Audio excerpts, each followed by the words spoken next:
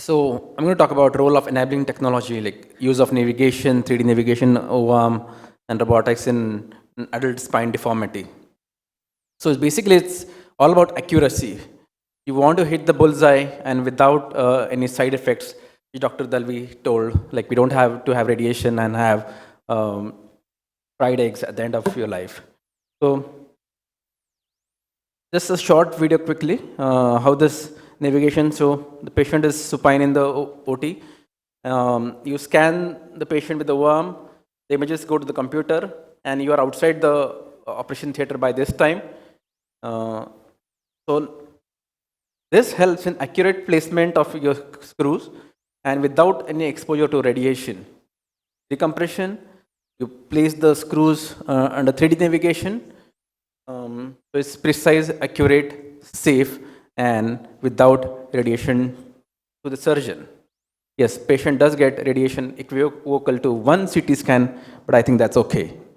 A few cases, a 78-year-old female wheelchair bound had a previous lumbar laminectomy 8 years back, non-ambulatory. This patient obese.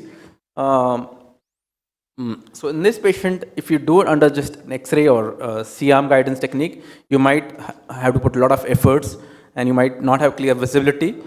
So with the OARM and navigation in hand, you can easily place instrumentation in this spine. You can rely on your colleagues or even fellows to put screws.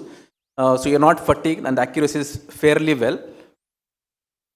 Another patient who had a failed L4 filisthesis, failed back surgery, he had a fracture at L5 post-surgery. We had to go and revise the implant in this patient. So in this patient, the visibility, she was also obese, non-ambulatory, osteoporotic. So with the use of navigation, you can see we can easily put the screws in the pelvis, S1 region, and you can go L2, L3, L4, all the levels. Even the L5 was fractured, so we did not put screws in L5 vertebra. The interbody fusion was done with local and cadaveric graft only. The cage was not removed as we felt that it would lead to further bone loss. Now, with the use of navigation and an OARM, you can confidently put instrumentation in these patients. Also, as you've seen, we have done a vertebroplasty at the proximal level. So why 3D navigation and robotics in spine surgery? As we know this slide, as we have GPS navigation in the cars and we have sensors in the car, for accuracy and safety, OARM and navigation is necessary. In upper thoracic spine, osteoporotic spine, scoliosis, the visibility is highly poor with the use of regular C-arm, and in absence of inappropriate technician and poor C-arms, you can invariably cannulate the wrong pedicles and end up doing errors. The limitations of C-arm and X-ray based navigation, superimposed bony architecture, rib cage, shoulder, scapula comes in the way. Osteoporosis also visibility is poor. Obese patients, the visibility is poor.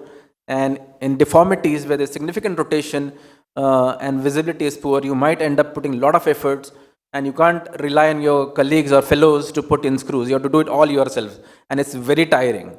Another thing is radiation. Huge amount of radiation you are getting exposed, and do these surgeries with lead gowns is virtually impossible. It's very fatigue and it's tiring. And literature shows that the perforation rate is pretty high in absence of a good navigation system. Multi-level listhesis and instability, you can comfortably do a minimal invasive technique, MIS TLF, with the use of navigation. This is another patient degenerated with scoliosis. This is L1 to L5 fusion, multi-level stenosis and listhesis done with navigation and OARM.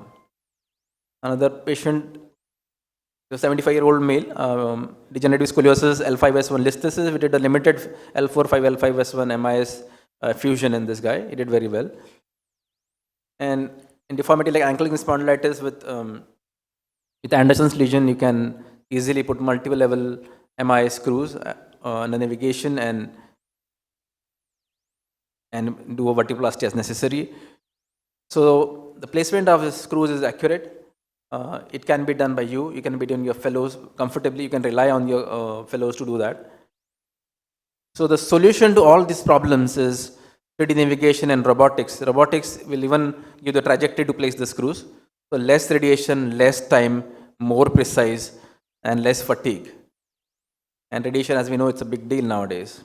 And there's a lot of literature to suggest that, yes, with the 3D navigation and robotics, the accuracy is definitely better as compared to open freehand technique. Thank you.